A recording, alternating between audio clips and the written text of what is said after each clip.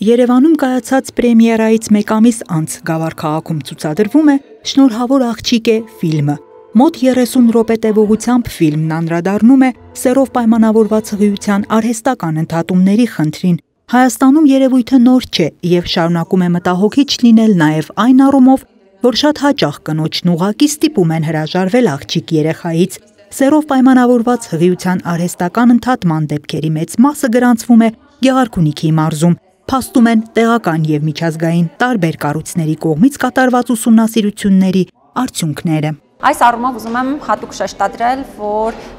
կարևոր է ընդհանրապես ֆիլմի ցուցադրությունը Հայաստանի բոլոր մարզերում եւ դա էր պատճառը, որ ինքս առաջարկեցի Նիդերլանդների թագավորության դեսպանության մեր հարգելի գործընկերներին մեզ հետ համատեղ ունենալ ցուցադրություններ Հայաստանի տարբեր մարզերում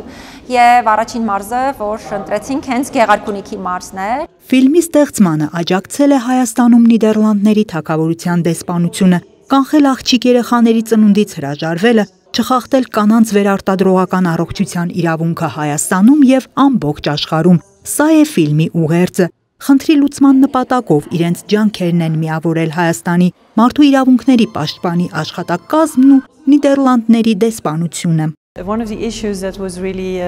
Մեզ բացասական առումով մի բան շատ զարմացրեց։ Վերջին 20-ից 30 տարիներին Հայաստանում 80,000 աղջիկ չի ծնվել սերով պայմանավորված հղիության արհեստական ընդհատումների պատճառով։ Մենք հույս ունենք, որ այս ֆիլմը կքննարկվի հասարակության տարբեր շերտերում, տանելով դեպի սեռերի միջև հավասարության, որտեղ բոլորը կունենան իրենց դերը եւ գենդերազգայուն խնդիրները Հայաստանում կլուծվեն։ Սա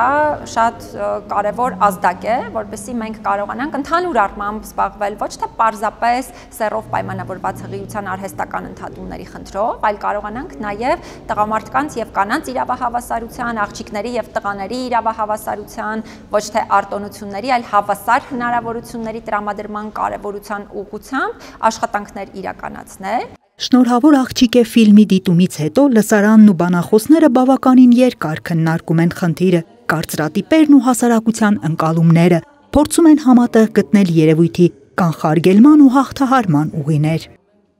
Անահիտ Կարյան, Սարգիս Ալավերդյան, Քյավառ հեռուստաընկերություն, Գեղամա օր։